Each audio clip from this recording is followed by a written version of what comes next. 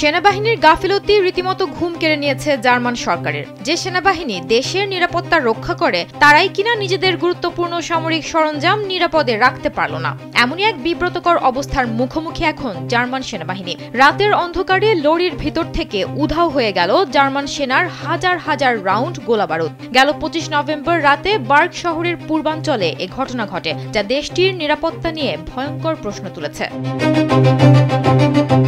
জার্মানির প্রতিরক্ষা মন্ত্রণালয় জানিয়েছে, সামরিক বাহিনীর সাথে চুক্তিবদ্ধ একটি বেসামরিক পরিবহন সংস্থার চালক তার ট্রাকটি সারা রাত ধরে একটি অরক্ষিত পার্কিং লটে ফেলে রেখে একটি হোটেলে ঘুমাতে গিয়েছিলেন। পরের দিন যখন চালানটি কাছাকাছি ক্লজউইস ব্যারাকে পৌঁছায়, তখন দেখা যায় গোলাবারুদ উধাও। এখন যে কোনো ব্র্যান্ডের পুরাতন এসি বদলে নতুন ওয়ালটন এসিতে উপভোগ করুন 25% ছাড়।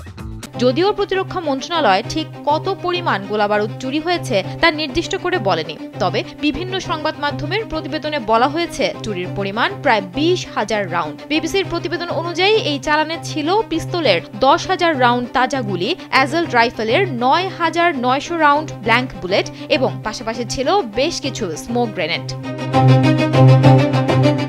দেশটির প্রতিরক্ষা মন্ত্রণালয় এই চুরিকে অত্যন্ত গুরুত্ব সহকারে দেখছে, কেননা এই ধরনের গোলাবারুদ ভুল কোনো হাতে পড়লে বড় ধরনের ঝুঁকি সৃষ্টি হতে পারে। জার্মান সেনাবাহিনী এবং পুলিশের যৌথ তদন্ত শুরু হয়েছে। তদন্তের মূল ফোকাস হলো চালক কেন একটি নিরাপত্তা স্থান খুঁজে পেতে ব্যর্থ হলেন। সামরিক বাহিনীর পক্ষ থেকে চালকদের এমন পরিস্থিতিতে সাহায্যের জন্য একটি বিশেষ হটলাইন আছে, কিন্তু চালক সেই সাহায্য কেন নেয়নি তা খতিয়ে দেখা হচ্ছে।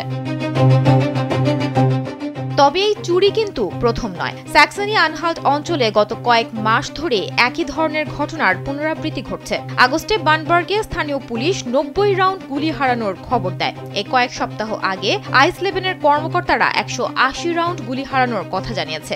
যদিও কর্তৃপক্ষ এই সাম্প্রতিক চুরির সঙ্গে আগের ঘটনাগুলোর তাৎক্ষণিক কোনো যোগসূত্র খুঁজে পাননি।